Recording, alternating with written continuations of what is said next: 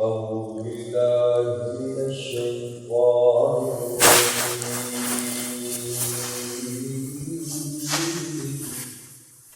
بسم الله الرحمن الرحيم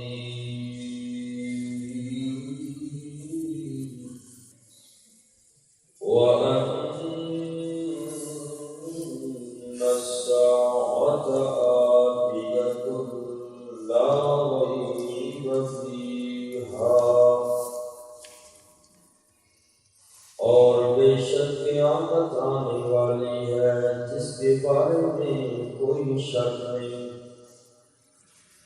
وَأَنَّ اللَّهَ اور بے شک اللہ تعالی یبعث اٹھائے گا من فی القبور ان لوگوں کو جو قبروں میں ہیں۔ سورۃ الحج آیت نمبر 7۔ آج کی اس آیت پاک میں قیامت کے متعلق فرمایا چونکہ مکہ کے مشرک قیامت کے منکر تھے، فرمایا کہ قیامت ایک ایسی اٹل حقیقت ہے کہ لا ریب فیہا، اس کے آنے میں کوئی شک نہیں ہے، اور فرمایا کہ بے شک اللہ کریم جو لوگ قبروں میں ہیں انہیں ضرور اٹھائیں گے، سب کو زندہ کیا جائے گا۔ اب اس کا یہ مطلب نہیں ہے کہ جو لوگ قبر کے اندر ہیں وہی زندہ ہوں گے، بلکہ جو لوگ دفن نہیں کیے جاتے، جلا دیے جاتے ہیں، یا درندوں کے پیٹ میں چلے جاتے ہیں، سمندر میں مچھلیوں کے پیٹ میں چلے جاتے ہیں، یا سمندروں میں چلے جاتے ہیں، وہاں ان کی موت آ جاتی ہے، کیا انہیں نہیں اٹھایا جائے گا؟ قرآن نے تو فرمایا یبعث من فی القبور، جو قبروں میں ہیں انہیں زندہ اٹھایا جائے گا۔ تو فرمایا کہ سب کے سب لوگوں کو زندہ کیا جائے گا، یہ اس لیے فرمایا کہ من فی القبور جو قبروں میں ہیں، کیونکہ عرب میں جتنے بھی مذہبی فرقے تھے اس وقت سارے فرقوں کے ہاں یہی بات ہوتی تھی کہ اپنے مردوں کو دفن کیا کرتے تھے، کوئی بھی جلاتا اس وقت نہیں تھا، اس لیے فرمایا کہ ضرور اللہ ان لوگوں کو اٹھائے گا جو لوگ مر چکے ہیں، قبروں میں چلے گئے، اور جو درندے کے پیٹ میں چلا گیا وہی اس کی قبر ہے، جو جہاں چلا گیا وہی اس کی قبر ہے، روح نکل گئی تو فرمایا وَأَنَّ السَّاعَةَ آتِيَةٌ لَا رَيْبَ فِيهَا، اور بے شک قیامت آنے والی ہے جس کے بارے میں، جس کے آنے میں کوئی شک نہیں ہے۔ وَأَنَّ اللَّهَ يَبْعَثُ مَن فِي الْقُبُورِ، اور بے شک اللہ کریم اٹھائے گا ان لوگوں کو جو قبروں میں ہیں۔ وَمِنَ النَّاسِ مَن يُجَادِلُ فِي اللَّهِ بِغَيْرِ عِلْمٍ، اور لوگوں میں سے ایسے لوگ بھی ہیں جو اللہ کے بارے میں جھگڑا کرتے ہیں بغیر کسی علم کے۔ وَلَا هُدًى وَلَا كِتَابٍ مُنِيرٍ،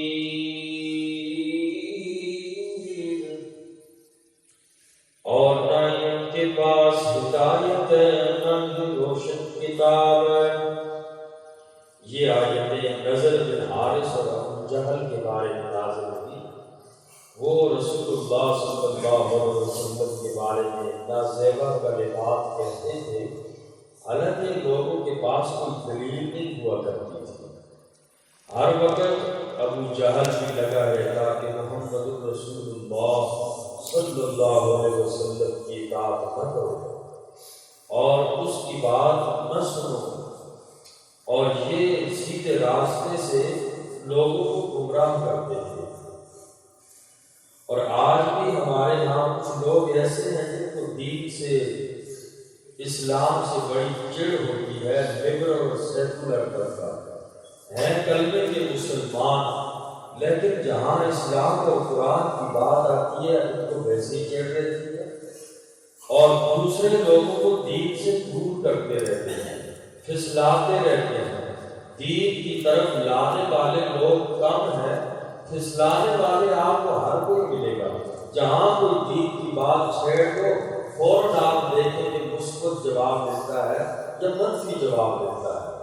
جہاں بھی مجلسیں لگتی یہی ہے، دین کے خلاف بھی باتیں ہوتی ہیں اور کرتے بھی ہیں، اور ڈائریکٹ قرآن کو تو کوئی کچھ نہیں کہہ سکتا، پھر علماء پہ باتیں ہوتی ہیں، چونکہ دین کے چوکیدار یہ لوگ ہیں اور پھر اس بارے میں باتیں کرتے ہیں۔ تو اس لیے فرمایا کہ یہ مشرکین مکہ کا یہی نظریہ تھا، یہاں تک کہ مکہ کے باہر لوگوں کو کھڑا کر دیتے تھے اور کہتے تھے جو نیا بندہ اللہ کے نبی کے پاس آئے اسے نہ چھوڑنا، اسے یہیں سے بدظن کر کے بھیج دینا کہ نعوذ باللہ محمد تو جادوگر ہے، اس کے پاس نہ آنے دینا، نہ جانا اس کے پاس۔ کدھر جا رہے ہو؟ کہتے ہیں ہم محمد رسول اللہ، نیا نبی آیا ہے، اس نے دعوت دیا ہے تو ہم اس کے پاس جا رہے ہیں۔ یہ اس نے سرحدوں پہ بٹھائے ہوتے تھے مشرکین نے اپنے بندے، نانا اس کی بات نہ سننا، وہ تو تمہیں پھسلا دے گا، اپنے دین کو کبھی بھی نہ چھوڑنا، چاہو خود سے واپس کر دے گا۔ تو فرمایا فَمِنَ النَّاسِ مَن يُجَادِلُ فِي اللَّهِ بِغَيْرِ عِلْمٍ، ان کے پاس اس باطل کی دلیل کچھ نہیں ہوتی اور نہ ہی کوئی ہدایت ہے اور نہ ہی روشن کتاب ہے۔ ثانیہ عطفہ لیضل عن سبیل اللہ، موڑنے والا ہے اپنے پہلو کو تاکہ وہ اللہ کے راستے سے لوگوں کو گمراہ کرے۔ اللہ فرماتے جو بندہ لوگوں کو دین سے دور کرتا ہے، اللہ کے راستے سے دور کرتا ہے، لہو فی الدنیا خزی، اس کے لیے دنیا میں بھی رسوائی ہے، وَنُذِيقُهُ يَوْمَ الْقِيَامَةِ عَذَابَ الْحَرِيقِ، اور ہم اسے قیامت والے دن جلانے والا عذاب چکھائیں گے۔ ذَلِكَ بِمَا قَدَّمَتْ يَدَاكَ، یہ اس لیے کہ جو بھیجی ہے کمائی تیرے ہاتھوں نے، تو نے لوگوں کو دنیا کے اندر اللہ کے قرآن سے دور کیا، اللہ کے دین سے دور کیا، فرمایا کہ اسی کی سزا ہے۔ وَأَنَّ اللَّهَ لَيْسَ بِظَلَّامٍ لِّلْعَبِيدِ، اور بے شک اللہ کریم تو اپنے بندوں پہ ظلم کرنے والا نہیں ہے، اللہ کریم تو جہنم میں ڈالنے والے نہیں ہیں، لیکن یہ ساری سزائیں اس لیے ہیں بما قدمت یداک، جو دنیا کے اندر برے کرتوت کرتا رہا یہ اسی کی سزا ہے۔ اللہ کریم تو ویسے کسی کو جہنم میں نہیں ڈالتے، اللہ کریم لیس بظلام للعبید، اللہ کریم اپنے بندوں پہ ظلم کرنے والے نہیں ہیں۔ وَمِنَ النَّاسِ مَن يَعْبُدُ اللَّهَ عَلَىٰ حَرْفٍ، اور لوگوں میں سے بعض وہ ہیں جو اللہ کی عبادت کرتے ہیں کنارے پر، فَإِنْ أَصَابَهُ، اب بس اگر انہیں کوئی پہنچتی ہے، خَيْرٌ اطْمَأَنَّ بِهِ، کوئی خیر پہنچتی ہے وہ اس پہ مطمئن ہو جاتے ہیں۔ وَإِنْ أَصَابَتْهُ فِتْنَةٌ، اور اگر انہیں کوئی آزمائش پہنچتی ہے، انقلب علی وجہہ، پلٹ جاتا ہے اپنے چہرے کے بل، خسرت دنیا والآخرہ، نقصان اٹھایا دنیا میں بھی اور آخرت میں بھی. ذالک هو الخسران المبین. یہی ہے کھلا نقصان. جس انسان کی دنیا اور آخرت تباہ ہو گئی اس سے بڑا اور بھی کوئی نقصان نہیں ہے. یدعو من دون اللہ، وہ پکارتے ہیں اللہ کے علاوہ ما ان کو لا یضرہ وما لا ینفع، کہ جو تو نہ نقصان دے سکتے ہیں اور نہ ہی کوئی نفع دے سکتے ہیں. اللہ کو چھوڑ کے بتوں کی عبادت کرتے ہیں، اللہ کو چھوڑ کر غیروں کے آگے سجدے کرتے ہیں. نفع نقصان کا مالک انہی کو سمجھتے ہیں اللہ کو چھوڑ کر. اللہ فرماتے ہیں ذالک هو الضلال البعید.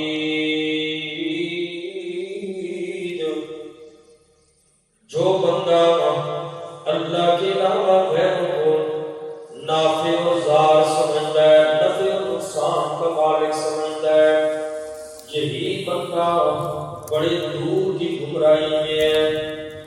اور اللہ کے سوا دوسروں کو نفع و نقصان بتانے والا سمجھنے والا کہ سب سے بڑا گمراہ آدمی ہے. نفع دینے والا بھی اللہ، نقصان دینے والا بھی اللہ. اور اللہ کریم نے قرآن میں فرمایا وَإِن يَمْسَسْكَ اللَّهُ بِضُرٍّ فَلَا كَاشِفَ لَهُ إِلَّا هُوَ.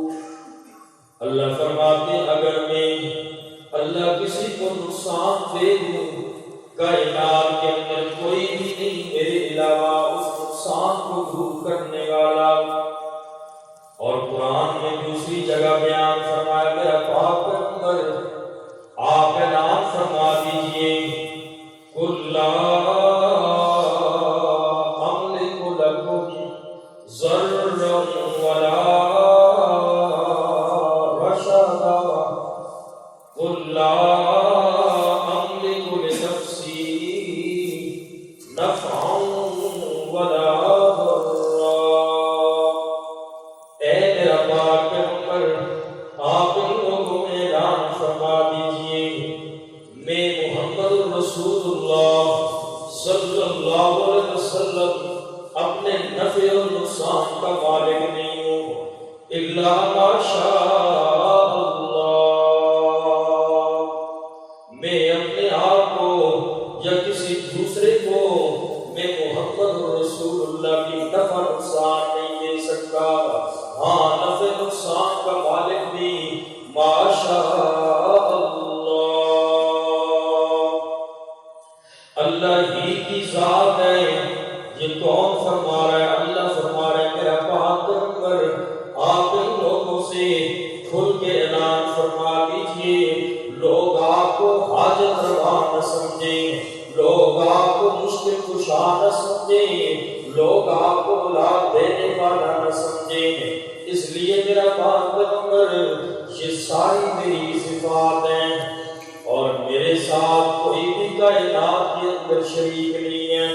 نہ کوئی میرا نبی میرے ساتھ شریک ہے، نہ ہی کوئی میرا ولی میرے ساتھ شریک ہے. اور آج لوگوں نے اپنی طرف سے درود لکھے ہوئے، کسی نے درود تاج، کسی نے کہا یہ حدیث پاک سے ثابت نہیں ہے اور ان کے الفاظ میں شرکیہ ہے، ان کے ختم پڑے جاتے ہیں. یہ درود تاج ہے یہ بھی اپنا بنایا ہوا ہے اور لوگ سمجھتے ہیں بڑا ثواب ہے، حالانکہ شرکیہ الفاظ ہے. آپ دیکھیں اس میں لکھا ہوا ہے اللہم صلی علی سیدنا و مولانا محمد صاحب التاج والتاج والبراق والعلم دافع البلاء والوباء. کہ آقا علیہ السلام وہ ذات ہے کہ وہ پریشانیوں کو دور کرنے والے ہیں، وباؤں کو دور کرنے والے ہیں. والقات والمرض والعلم، آقا علیہ السلام قحط کو اور مرض اور بیماری بیماریوں کو شفا دینے والے رسول اللہ ہے، والعلم پریشانیوں سے نجات دینے والے یہ درود تاج کے الفاظ ہیں جو ہم پڑھتے ہیں۔ تو بہرحال یہ اللہ کی صفات ہے۔ اللہ نے خود قرآن میں فرما دیا میرا پیغمبر قل لا املک لنفسی نفعا ولا ضرا الا ما شاء اللہ، آپ ان مشرکوں کو کہہ دیجئے میں کسی نفع نقصان کا کسی کو نفع نقصان نہیں دے سکتا الا ما شاء اللہ، ہاں اگر اللہ چاہے تو نفع نقصان کا مالک رب کی ذات ہے۔ تو اس لیے یہ جتنے بھی درود پاک وہ پڑھے جو خود آقا علیہ السلام نے فرمایا۔ قرآن کریم کی جب آیت نازل ہوئی ان اللہ وملائکتہ یصلون علی النبی یا ایھا الذین آمنوا صلوا علیہ وسلموا تسلیما، صحابہ کرام نے پوچھا یا رسول اللہ کون سا؟ آقا علیہ السلام نے فرمایا اللہم صلی علی محمد، جو ہم نماز میں درود ابراہیمی پڑھتے ہیں یہ سب سے افضل درود ہے۔ کیا مصیبت ہے ہم اللہ کے نبی کی بات نہیں مانتے، اپنے بنائے ہوئے پڑھتے ہیں، صبح و شام پڑھتے ہیں، ہم پڑھیں اپنے بنائے ہوئے جو بزرگوں کے لکھے ہوئے نبی پاک کی صفات جمع کی ہوئی ہے، لیکن ہمارے بزرگوں سے بھی زیادہ میں سمجھتا ہوں برکت اس میں ہوگی جو میرے اور آپ کے آقا محمد رسول اللہ صلی اللہ علیہ وسلم نے اپنی زبان اختر سے پڑھا۔ ہم وہ نہیں پڑھتے باقیوں میں پڑھتے رہتے ہیں۔ تو بہرحال جو الفاظ ٹھیک ہوں اس انداز میں پڑھا جائے تو آقا نے فرمایا ثواب کی زیادہ بظاہر کی طرف کہ اس کے طرف اپنی طرف سے بنائے گا میں بھی درود پاک اللہ کے نبی کی صفات جمع کر اور شروع کہ اللہ صلی اللہ یہ میرا درود بنایا ہوا بھی ہو سکتا ہے، باقیوں میں کسی اور انداز میں لکھے، میں اللہ کے نبی کی اور معراج والی صفات لکھی اس میں ایسے درود پاک کی، تو یہ اپنے بنائے ہوئے قدر یہ بھی ثواب اچھی ہے اللہ کے نبی کی تعریف ہے، لیکن خود درود کیوں نہیں پڑھتے جو خود میرے آقا علیہ السلام نے جب یہ آیت نازل صحابہ کے کرام کو پوچھا، جب وہ درود پاک نہیں پڑھتے تو باقیوں کے پیچھے لگے اور دیر رات کے ذکر کرتے ہیں، آقا کی بات میں کوئی یقین نہیں ہمیں۔ اللہ تعالیٰ مجھے بھی آپ سب کو عمل کی توفیق نصیب فرمائے۔ الحمدللہ رب العالمین والصلاة والسلام علی سید الانبیاء والمرسلین وعلی آلہ وصحبہ اجمعین۔